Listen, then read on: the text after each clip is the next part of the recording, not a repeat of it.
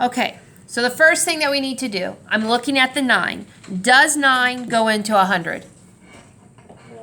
Okay, so do they both have M's? Okay, so there's no GCF. The next thing I notice is that there's only 2 terms, and it's a subtraction problem. Okay, again, you guys, I just noticed this is a subtraction problem. There's 2 terms. So my next question is going to be, I'm going to look at the 100. Is that a perfect square?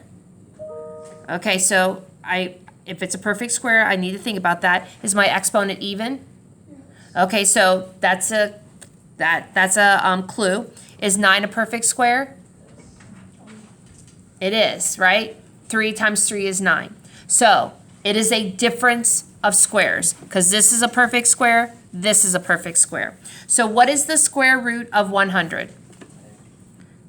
It is 10. What's half of 8? 4. What's the square root of 9?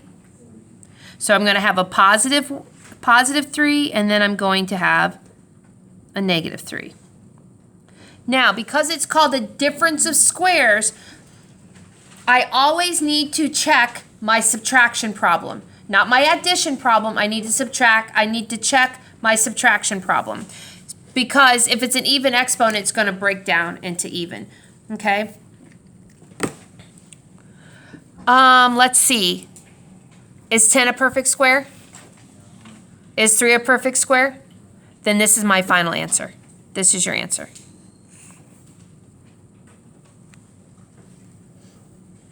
So, even though I have an even exponent, when I went back to that subtraction problem, I noticed that the even exponent, that the first term, this 10 is not a perfect square and 3 is not a perfect square, so I can't do anything else with it.